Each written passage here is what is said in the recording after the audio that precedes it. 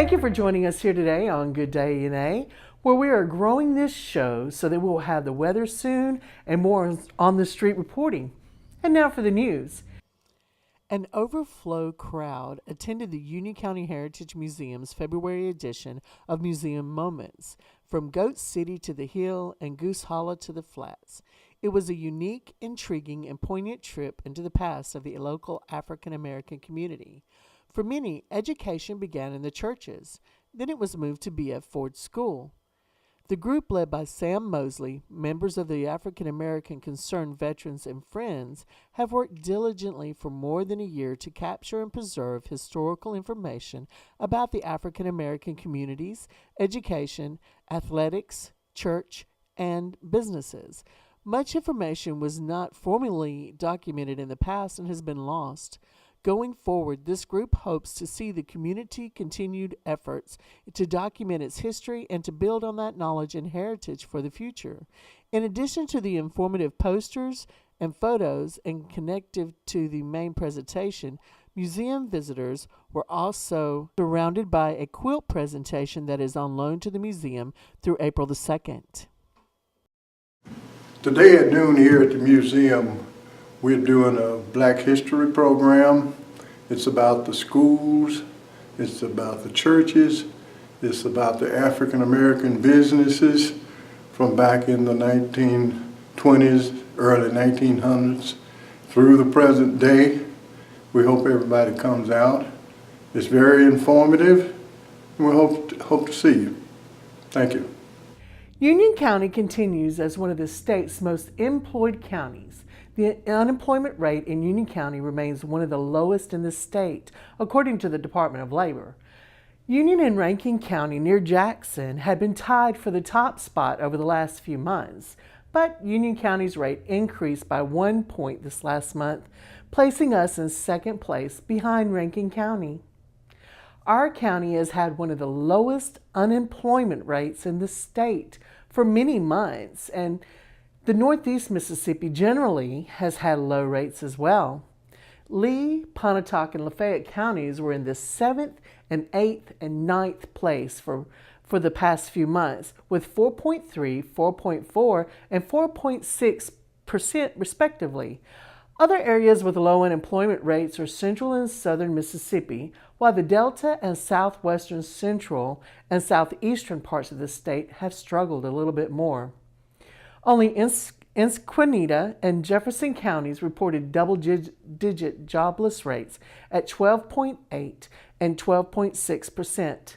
The statewide average of unemployment of 5.3%, also up 1 point, of more than 1 percentage point higher than the national average of 4.1%. Now, hunters are to be required to report deer and turkey harvest starting in 2019. Hunters would be required to report deer or turkey they harvested starting in 2019 under a bill the House passed on Tuesday. But the bill lacks any real enforcement teeth or tagging system, or would essentially be voluntarily for hunters to report their harvest to Mississippi's Department of Wildlife and Fisheries and Parks within 72 hours of the kill. Lawmakers in the past have killed tagging or other more stringent reporting bills after intense debate. House Bill 1390 passed by a 70-39 margin and heads to the Senate, where a similar bill is pending. This is not a tagging bill, despite what you're being told or what you're reading on a blog board, said House Wildlife Chairman Scott Bounds. A system is needed to collect data and make management decisions in Mississippi to help our $2.5 billion a year hunting industry. This is not an enforcement tool, this is a data collecting tool. The bill would require hunters to report their harvest within 72 hours through a telephone app, online, or through a toll-free number. The hunter would be provided his or her name and hunting license number, when and where the animal was harvested, and the sex of the deer.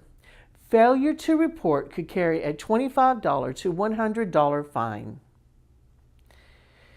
State government moves to keep young people in the state.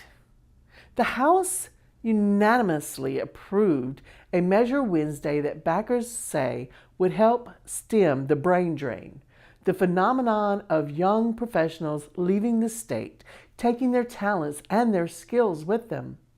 The legislation, House Bill 1550, would allow recent college graduates to receive a deduction on their state income taxes within a year of graduation from a 4-year school. Those people would be able to receive the credit for up to 3 years if they continue living and working in the state of Mississippi.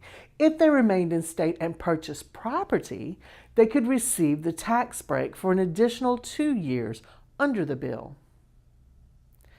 We're hoping this entices some of our best and brightest to stay here, or if they go to college out of state, to come back and raise their families right here, said Representative Trey Lamar, a Republican from Senatobia, who sponsored the legislation. The House voted 118-0 to pass the legislation without serious debate. A group of millennial lawyers, known as the Future Caucus, applauded the move in a news release. It is incredibly encouraging to see the Mississippi House of Representatives taking steps to reverse the evacuation of our best and brightest, said Representative Jeremy Anderson, a Democrat from Moss Point, who was the co-chairman of the Millennial Caucus. Between 2010 and 2016, Mississippi's millennial population fell from 801,799, a 3.9% decrease in that span. According to the governing.com analysis of a recently reported state-by-state census data, no other state in the country lost more millennials. Now, there are several upcoming events that are in our area that we'd like to tell you about. The Civic Ballet will perform The Firebird Saturday, March the 3rd on 2018 at 2 p.m. and 7 p.m. at the Tupelo High School Performing Arts Center. Tickets are available at civicballet.tix.com and will be available at the door the day of the performance. Cash or check only, please. The 9th annual New Albany Home and Garden Show is scheduled for March 24th, 2018 in historic downtown New Albany from 9 a.m. to 5 p.m. They invite everyone to join them for hopping into spring. For vendor information, please contact Pat Campbell, Linda Carson, or Vicki Paquin. Their numbers are up on the screen. It's free admission, y'all. Please come out and help support your local vendors and Havas Kids. Havas Kids is a non-profit group that sends special needs kids and adults to Disney World. Please help us make dreams come true. More will be posted on the vendors soon, but please contact Mindy Crawley at 316-2668 or Julie Bogue if you're interested in being a vendor. Spots will fill up quickly, so sign up quick. Also, Mickey and Minnie will be available for photos. The New Albany Ballet has announced that they will present Peter Pan May the 11th and the 12th here at the New Albany Magnolia Civic Center. And the Tallahatchie River Players will have a group meeting in March to elect new board members and vote on the selection of plays presented by the board. More coming up on that soon. And now for the weird news. Ice Hotel catches fire? This past January, the fire department responded to the Hotel de Glace, a hotel made entirely of ice in Quebec City, Quebec. According to the hotel's management, this unlikeliest of disasters, a fire, broke out in one of the guest rooms. Manager Jacques Zubour admitted that when I received the phone call, they had to repeat it twice that there was a fire in the ice hotel. Predictably, the flames did not spread and it caused little damage to the structure, although smoke spread throughout the hotel and residents were evacuated. In a room made of ice and snow, there are few clues to look at, Dubois said. Each room has candles, and the hotel is considering the possibility that one of them caused the fire. Thank you so much for joining us here today on Good Day NA, the News Minutes. We hope you will follow us on Twitter, Instagram, and Facebook. And our website is www.tv99nms.com. We would love to tell and share your events and news with our viewers. So please contact us here at TV99 North Mississippi, and we hope you have a wonderful week.